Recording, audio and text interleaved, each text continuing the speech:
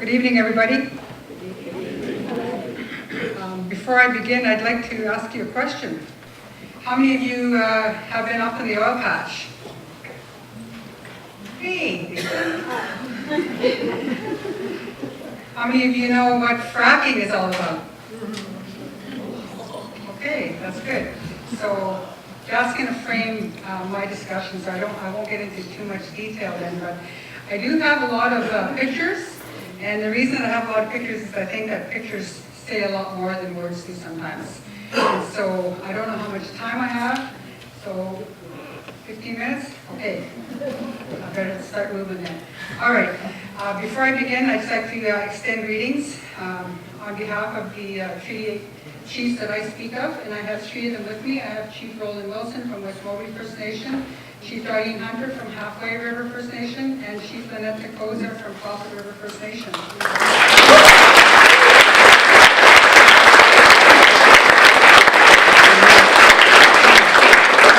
And the Chief of Soda First Nation is actually coming in tomorrow, and the Chief of Doig River First Nation had other obligations, so I couldn't be here tonight, but on their behalf I extend greetings.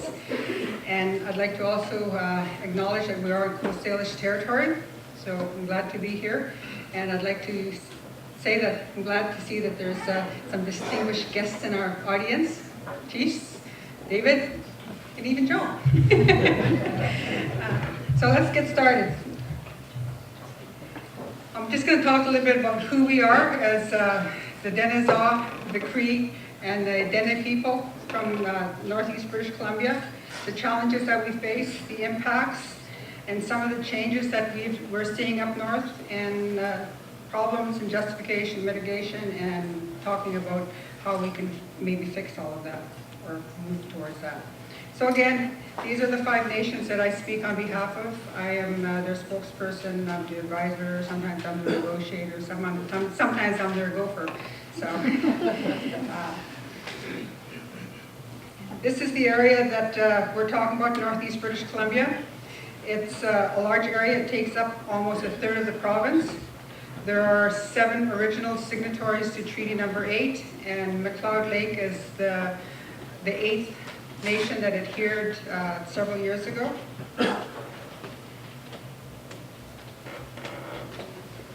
We're always being forced to prove that we were on the land. And so Charlie Lake Caves was one of the areas that they radiocarbonated, and they have proved that the Denishaw people have been in that area for over 10,000 years. And so when the government says, prove that you've been here, well, this is our proof. Treaty Number 8, one of 11 number treaties across Canada. It was signed in 1899 in Alberta, and the nations in British Columbia adhered in the 1900s at varying times. It was a treaty, one of the largest treaties, and it was a treaty of peace, sharing, and coexistence. Our elders keep reminding us that it was not a cede and surrender document as this government says that it is. I was going to show you my treaty medallion, and it's my purse that my great-grandfather received when he signed the treaty. And I'll show it to you later if you wish to see it, unless Chief Roland wants to dig in my purse.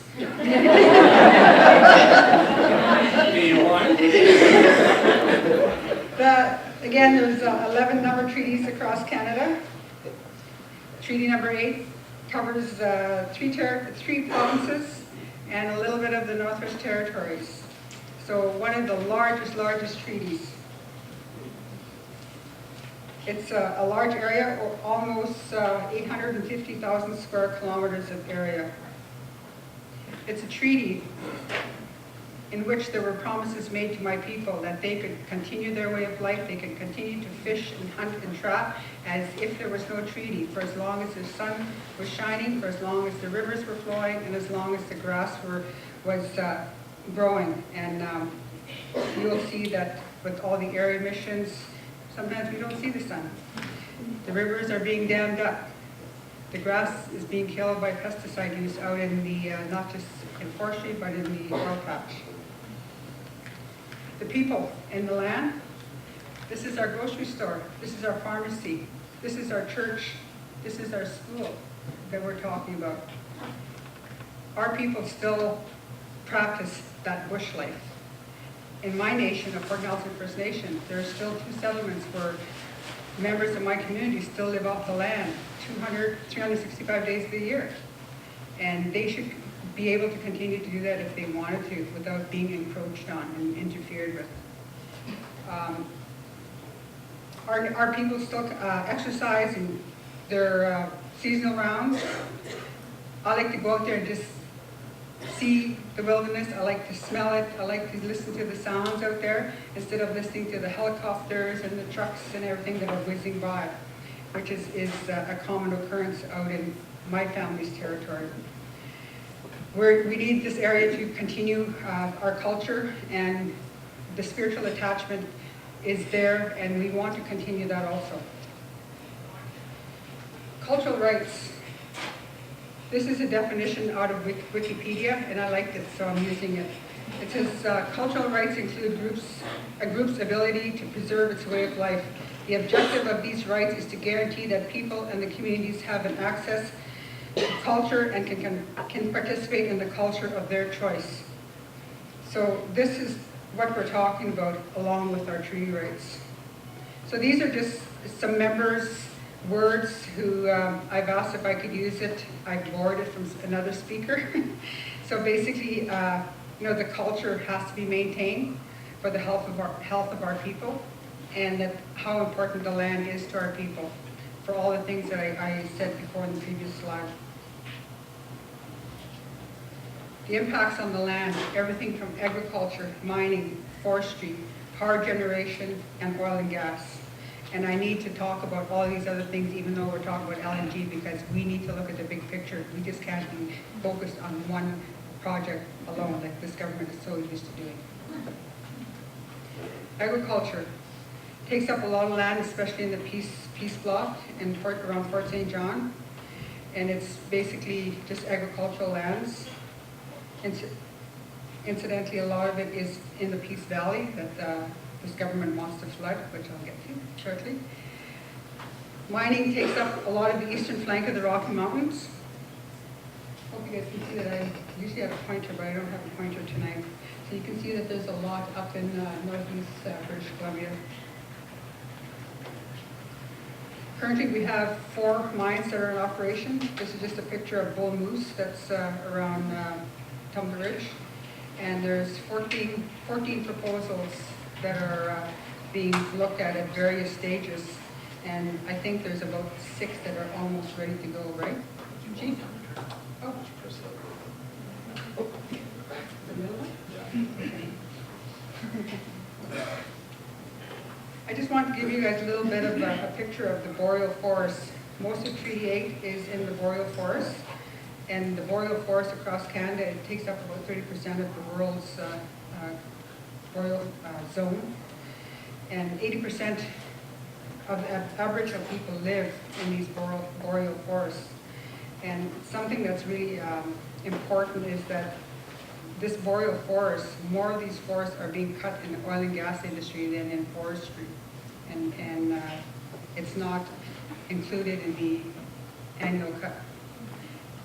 8 million cubic meters of timber still cut up in northeast British Columbia. And all the wood out in the oil patch is not considered in mining, it's not considered in the AAC. They're allowed to just burn it out there because they say it's not profitable to bring it to market. Changes to the forest brings changes to our practices. It impairs our way of life. There's a loss of our traditional foods and our medicines, and the unhealthy water from all the hydrocarbons out in the oil patch. Can't drink the water anymore. My parents have to take bottled water when they go out to their traditional camps. And we're losing a lot of our traditional sites, and you'll see why. But I just wanted to show you this picture of a mountain pine beetle in case you didn't know what it looked like. I was shocked when I saw it, and scary, but this has expedited a lot of the clear cutting up in our territory because it has moved up into our territory, as you will see from this picture in 2012. So this is Treaty 8 territory right here. And so 18 million hectares of forest in BC has already been attacked by the mountain pine beetle. And it takes basically one season for them to go in and kill the trees. And most of the times, all they do is they just go in, slash and burn it. Moving on to power generation. Almost 1,800 square kilometers of land has already been flooded by the WAC Bennett Dam and the Peace Canyon Dam. And now they're proposing a Site C dam coming in, and that's going to flood an additional 83 kilometers of the Peace River. That's not going to leave very much left in our territory. This is the WAC Bennett Dam and the reservoir behind it. It's not Williston Lake, it's the Williston Reservoir. This is the valley that this government wants to flood. Beautiful, isn't it? This is a whole other topic on its own, but we won't get into that. So just a quick picture again. This is the Williston Reservoir with the WAC Bennett Dam here. This is the Dinosaur Reservoir with the Peace Canyon Dam, and this is the Clark proposed reservoir with the Site C dam here. I'm calling it the Clark Reservoir, but it's just 7 kilometers from Fort St. John, and so that doesn't leave us very much river in our territory. I know I'm talking about LNG, but this whole area has created a severe interruption into the connectivity between the Yellowstone to Yukon corridor. So it's interfering with the migration of animals, and so it's pretty serious business. In this valley, there are a lot of values that we have brought before the Joint Review Panel. You know, we have some ancestral remains. Some of it we can't go and pinpoint it, but our river people, by our names. This was our main corridor of transportation, so when our people got sick and died, that's where we buried them. And so our ancestors say that there are ancestral remains along that valley and then on the banks. We do know where there is one, and that is Chief Atachi, who is the chief who signed the treaty on behalf of Dory River. And he's buried on the banks of the Peace River. So we're trying to protect this area because of all of these values. You know, how do you tell your grandchildren about a story or a legend that happened in the valley or on the island that is not going to be there anymore? It's going to be flooded. So our elders, we have 2 of them with us from halfway, so I just like to acknowledge you. There they are. And so, you know, they've said that, you know, our descendants going forward need to have the same area that we had as children growing up. It's a spring calving area. They come down in the winter to forage because they can't find anything in the mountains. A lot of important wildlife habitat in that area. Now, we're moving on to oil and gas. All right. First well was drilled in 1942 in the Peace Block, and this Peace Block is around Fort St. John.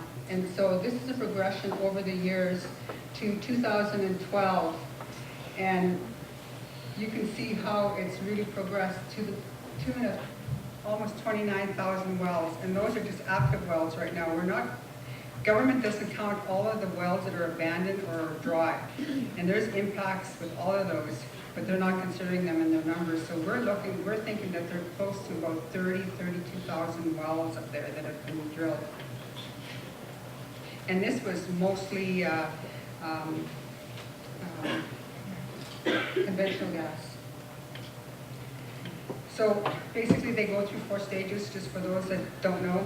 You go through exploration, you go through drilling, then you do your completion, and then you produce it.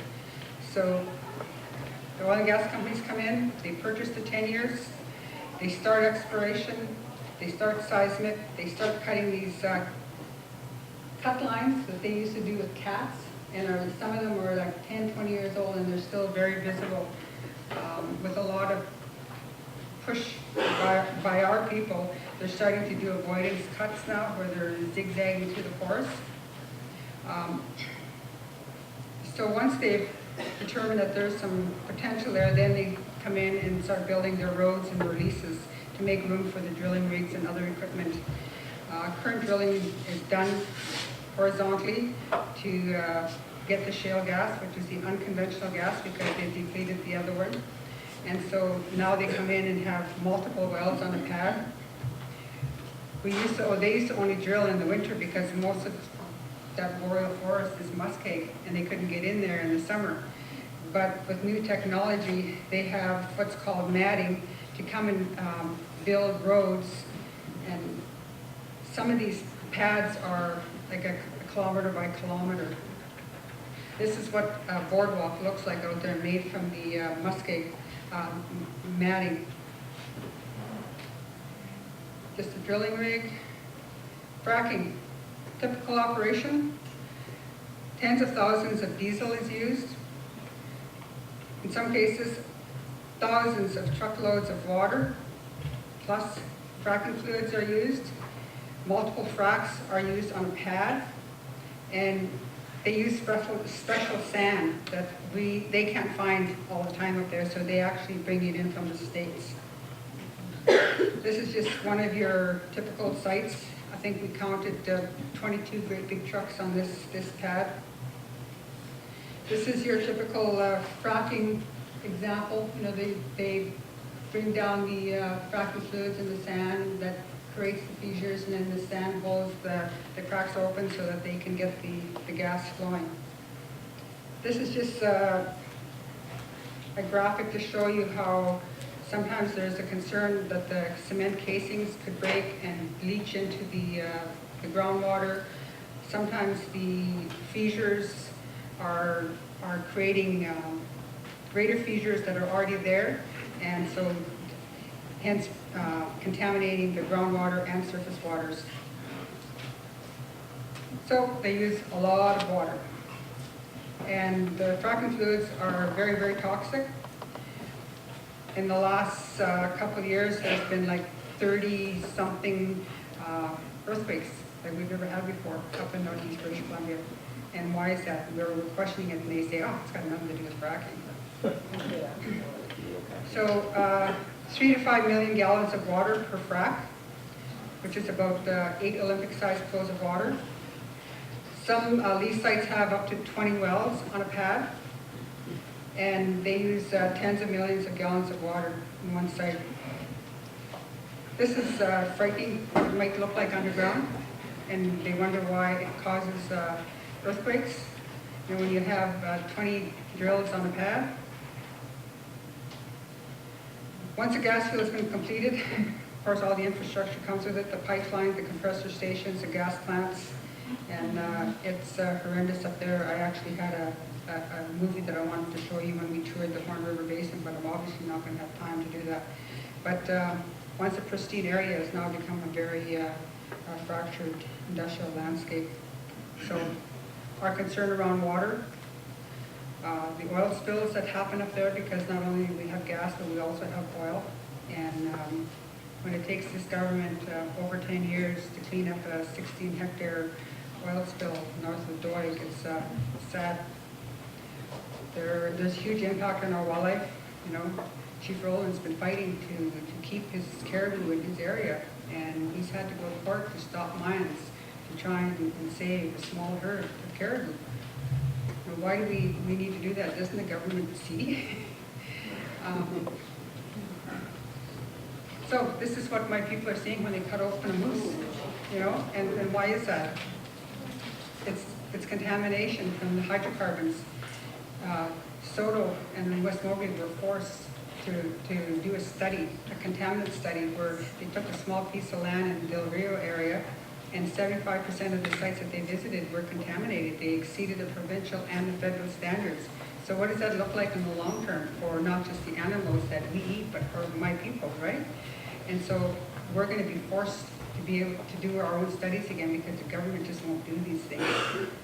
You know, we had to shame them at a conference with the study. It's a whole another presentation in itself. but the moose come in and it creates an artificial mineral lake because there's a lot of saline and taurine in the hydrocarbons, so it creates a man-made mineral lake. Somebody says, well, there are benefits, right? Well, sure, you know, we do work on the oil patch, and a lot of our people do, but it's our people who are working out there who see what's happening out there, bring it back to the leadership and bring it back to the people and say, hey, this is going on out there. And so there's some good and there's some bad. The population out around our communities sometimes triple in size. You know, there's been camps up there like 2,000 people in a camp. They fly them in, they fly them out. You know, they don't even go into the town to help the economy. There's of course a lot of, along with that come the social problems of drug and alcohol, and there's an increasing rate of cancer amongst our people, and you know, that's another question, why is that? Is it because of the industry that we're surrounded by? So, LNG, right now, for my people, there's a lot of questions. How many projects are going to be approved and go ahead? How many pipelines are going to be associated with all of this? Where is the gas going to come from? Is it going to come from the Montney? Is it going to come from the Horn River? Is it going to come from Alberta? How many transits are going to come in? What are the potential impacts? And so, you know, the landscape is changing across the world. You know, everybody's in this race. And so I'm just wondering, you know, where is BC in that? But I hear that they're not even in the race. So, you know, again, is the gas going to come from the up in my neck of the woods, or is it going to come from the Montney, or is it going to come from Alberta? Alberta is really pushing. They're saying that they're going to be very aggressive, trying to get their gas to the coast because they've already got the infrastructure. So, how many projects? How many pipelines? How many LNGs? That's unknown, but we know that they're being proposed. Landscape is changing in the U.S. You know, how many LNG projects will be competing with us? So this government's always justifying, you know, it's economics, it's jobs, you know, we've got to be out there, we'll mitigate, you know, but they don't take into consideration any of the other values. So where is the balance? And we don't see that balance. Justifying projects through mitigation to us is not a model of sustainability. It's just there to promote more industrial development. Conservation, protection, sustainability is not a language that this government knows. Sustainable development, again, is the definition. Everybody knows what sustainable development is about. Low impact while helping to generate income, and the conservation of local ecosystems. It's responsible development that is both ecologically and culturally sensitive. It has to have a minimal impact on the environment and the culture of the host community. So, you know, reconciliation, this government talks the talk. They really like to talk and say, yeah, we're talking with First Nations, but are they really? I always say they talk with forked tongue. I never trust this government. I've been dealing with them for 2 decades, and I've never trusted them anything. They say one thing and do another. Classic example, when they were up in my nation. Everybody's there the day before saying, oh, everything's hunky-dory. But yet they were passing an order in council to go in and lift the EA reviews for gas plants, you know, and ski slopes, etc. So reconciliation has to include what we want. It has to balance everybody's values. We're open to that. And it must include a regional strategic environmental assessment. This is something that we are adamant about. It's a way to look at the cumulative effects and impacts of all of this development that's happening in our territory. And it'll help us define a forum how we can sit down and talk about policy issues. And it'll streamline project-based environmental assessments and regulatory-based decision-making processes. We think that this type of an assessment will help determine if a project really is in the public interest. And it'll help find ways to optimize benefits and minimize impacts. And we can understand and encourage the balancing of values to ensure that the best outcome is there economically and environmentally for everybody. The JRP on the Site C said it. You need to do our environmental assessment. There is already so much happening up there, even without sightseeing, even without LNG. And LNG, they're proposing upwards of, I think it's, what's the last number, 10,000 wells? David Hughes figures will be 50,000 wells. Well, it's changing all the time, so huge. So they have to come and talk to us, or else there's not going to be any LNG, because the gas is coming from our territory. We're the breadbasket for this province. We're the cash register for this province, and that's why the chiefs are down here and going to talk to this government. So how can we understand the potential of impacts for our communities when there are so many unanswered questions right now? All we hear is all these proposals. We need answers for informed decision making. Like I said, don't trust this government. They're always changing the rules, you know. Now they're going to allow industrial development in the parks. Crime chain. Our elders are very concerned. Our elders have always told us to be nice, listen, be respectful. But you know what? Our elders are now telling us it's time to stand up for this government and do something.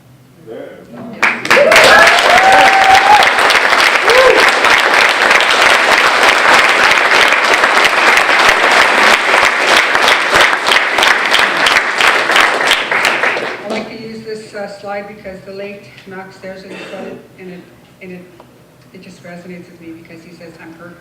My heart is crying because my great-grandchildren are not going to have the water to drink anymore.